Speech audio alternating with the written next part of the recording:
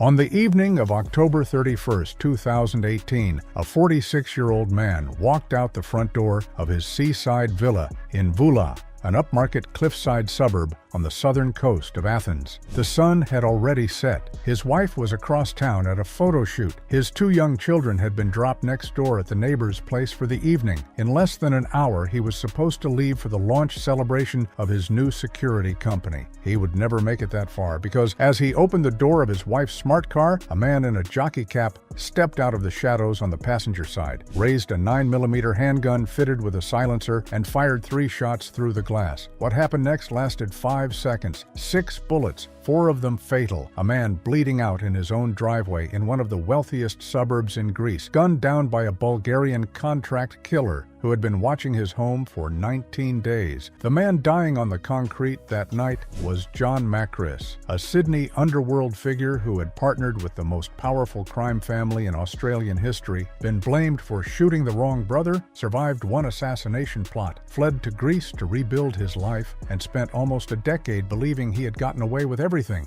He hadn't. This is the story of how the Sydney underworld reached across 3 continents to collect on a 9-year-old debt. If you love stories like this, real downfalls, real betrayals, the hidden side of Sydney's underworld, make sure you subscribe to Sydney Crime. New stories every week. John Makris was born in 1972 into a Greek immigrant family in Sydney. His father, Stelios Makris, had been a singer in the city's Greek-Australian entertainment scene. The family name would carry weight in both communities, but not always for good reasons. In 2011, Stelios himself would be arrested after Australian police found 50 kilograms of methamphetamine oil in his car and house. He was later acquitted after his own grandson admitted in court that he had tricked his grandfather into moving the drugs without him knowing what they were. That single story tells you everything about the family John grew up inside, a Greek-Australian household that straddled respectability and the underworld, where favors were traded across generations and where nobody ever asked too many questions. By his 20s, John Makris was no longer asking questions. He was giving orders. He built a presence inside Sydney's criminal scene that grew through the 1990s and 2000s, eventually culminating in convictions for drug dealing and a stretch behind bars. But unlike many of his peers, Makris was ambitious. He wanted legitimacy. He wanted venues. He wanted the kind of money that couldn't be traced back to a corner of King's Cross. And in the late 1990s, he found the partner who could give him all of that. His name was John Ibrahim. John Ibrahim was, and still is, the most famous name in Sydney's underworld. The King's Cross nightclub owner, whom police had labeled the lifeblood of the drugs industry of King's Cross during the 1995 Wood Royal Commission. The man the Australian media would later nickname Teflon John because for all the accusations, for all the shootings around him, he had never once been convicted of a related crime. Ibrahim was powerful. Ibrahim was connected. And John Makris, for a brief window, was his partner. Together, the 2 men co-owned a nightclub on Sydney's Oxford Street. For years, the arrangement worked. Money flowed. The clubs ran. And then around 2007, it all fell apart. The 2 men had a falling out, dissolved their partnership, and became enemies. But this was not a quiet split. This was 2 men who had stood at the center of Sydney's nightlife for a decade, walking away from each other with full knowledge of each other's business, each other's contacts, and each other's secrets. In 2010, the split exploded into public view. Both men found themselves on the Greek island of Mykonos at the same time. At the VIP section of a seaside nightclub, they ended up at adjacent tables. What started as staring turned into shouting. What turned into shouting turned into a physical brawl. Greek media covered it, Australian media covered it, and Sydney's underworld took note. But the Mykonos brawl was nothing compared to what had happened 1 year earlier. In June 2009, Fadi Ibrahim, John's younger brother, was sitting in his Lamborghini outside his Castle Cove home in Sydney's north. It was a quiet, affluent neighborhood. Fadi felt safe. He was wrong. A gunman opened fire at the driver's side window and emptied 5 rounds directly into him. Fadi somehow survived. Barely. He would spend months recovering, addicted by the end to the prescription painkiller OxyContin. The shooting became national news. But behind the scenes, the Ibrahim family made their own private investigation. and according to the Sydney Morning Herald and multiple court records, their conclusion was that the man who had ordered the hit on Fadi Ibrahim was John Macris. Whether that conclusion was correct has never been definitively proven in any court of law. But in Sydney's underworld, a belief is all that matters. That belief would shape everything that happened for the next 9 years. Meanwhile, more than 1,000 kilometers from Sydney, in a maximum security prison cell at Broken Hill Correctional Centre in far western New South Wales, the youngest Ibrahim brother, Michael, had been smuggled a mobile phone. From that phone, according to court documents, Michael Ibrahim began making calls. Prosecutors would later allege those calls were about one thing and one thing only: revenge on John Macris. In wiretap recordings played to a Sydney court, Michael Ibrahim reportedly complained that his own brothers were not capable of carrying out the job themselves. His eldest brother Sam, he said, was on drugs and played the pokies. His older brother John, he said, loved the eastern suburbs lifestyle, the money and the power. His brother Fadi, the one who had been shot, only cares about himself. So Michael decided to recruit a man from outside the family to do the killing. That man's name was Rodney Goldie Atkinson. The prosecution claimed that Atkinson was to be the hitman. The plan, police alleged, was to shoot John Macris dead on Sydney soil. In December 2012, a jury acquitted Michael Ibrahim and Goldie Atkinson of conspiracy to murder. Atkinson was found guilty of possessing an unauthorized pistol. The conspiracy charges against Fadi Ibrahim had been dropped even earlier. The prosecution said a key witness was overseas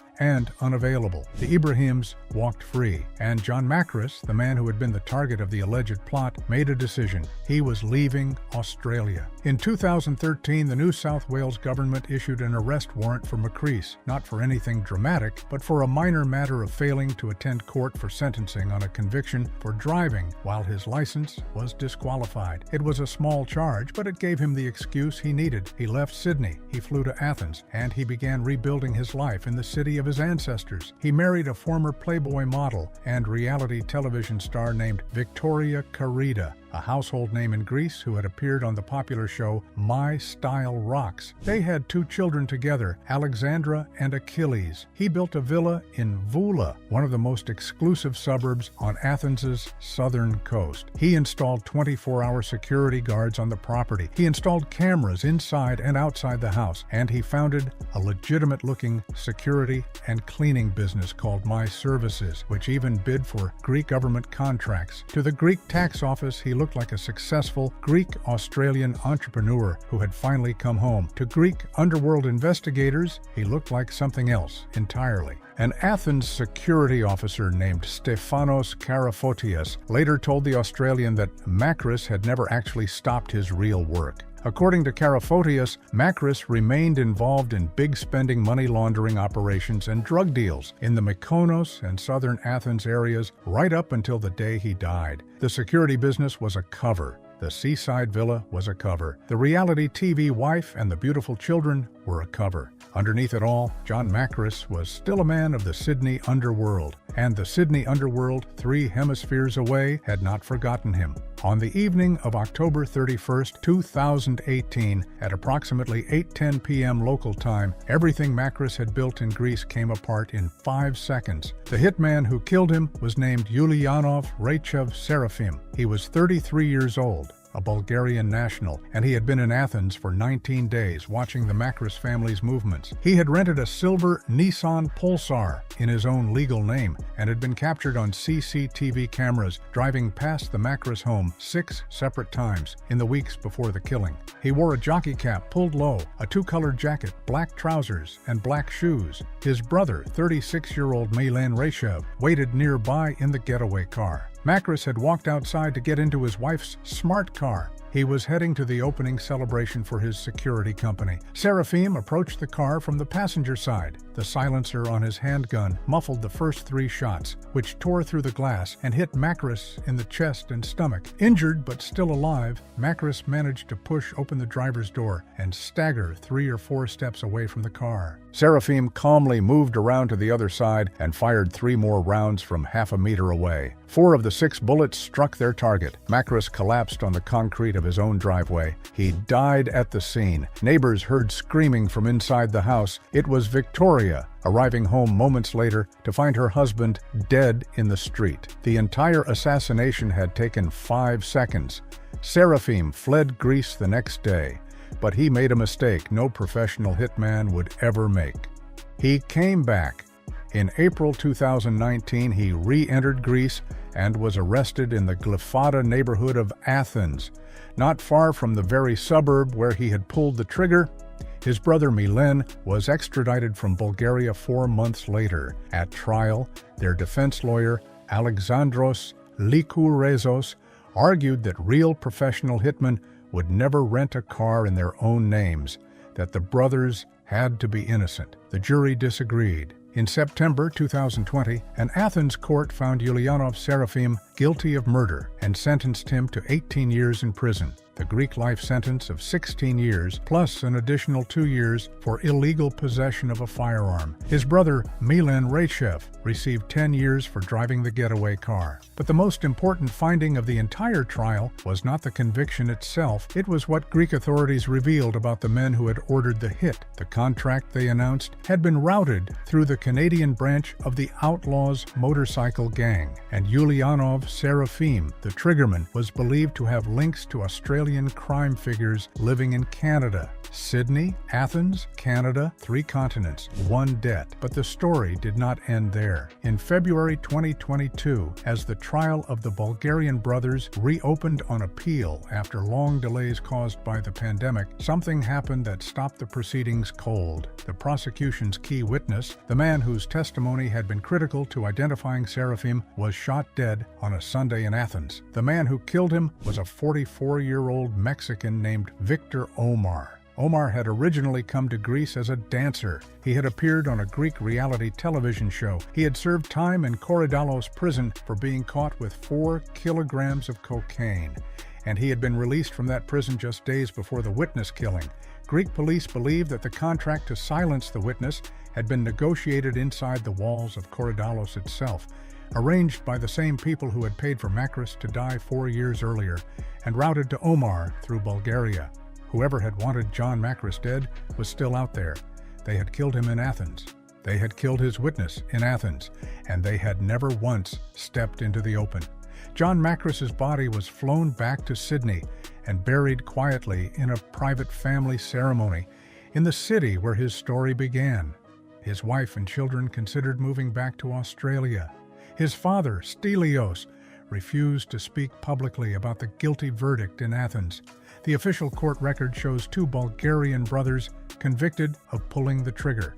The Canadian chapter of the Outlaws motorcycle gang was named as the delivery mechanism.